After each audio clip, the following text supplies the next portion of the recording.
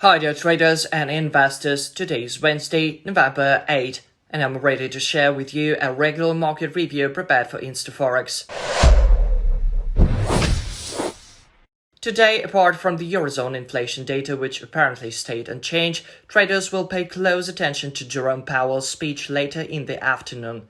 His statement may move the market. On Thursday, markets will take notice of initial jobless claims data in the US and another statement by the Fed chairman. Let's see what trading ideas I have for you. Our first instrument is gold. It has moved lower closely, approaching the stop-loss order set by the buyers at around $19.52 per troy ounce. If you have been buying gold for the past month and a half, you might consider setting your stop-loss at the level marked on the chart. At this point, you need to check whether a breakout of this level will be false or real.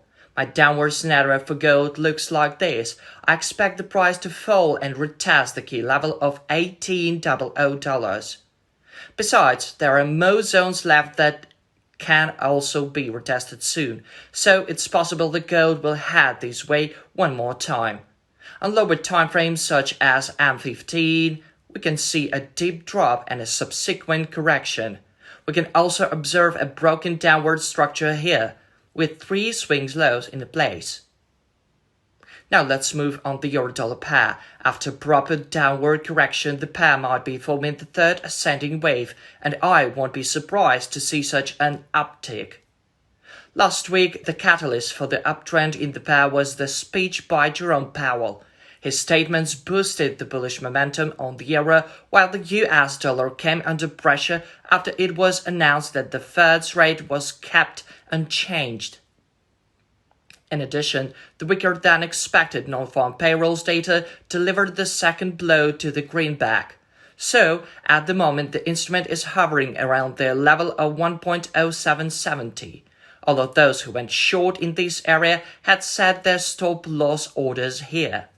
I think they will be triggered very soon. In my opinion, it's now better to look for long opportunities than that your trading strategy offers. Meanwhile, the pound-dollar pair is following a trajectory similar to the one of the euro-dollar pair. It's now rising after combating a long downside correction. It seems to me that both instruments simply mimic each other. Although the pound used to be more independent in the early days, basically, their dynamic depends fully on the US dollar. As for the trading signals, the pair generated a few buy signals and broke through the intraday bar, which means we can consider long opportunities soon.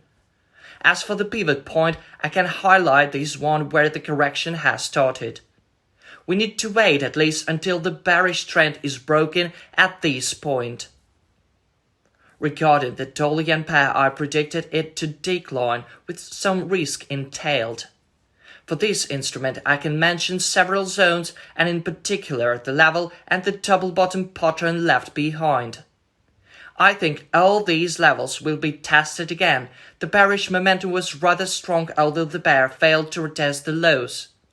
It would be a good idea to consider opening short positions in this area, but be cautious as you have 2 strong downward targets below.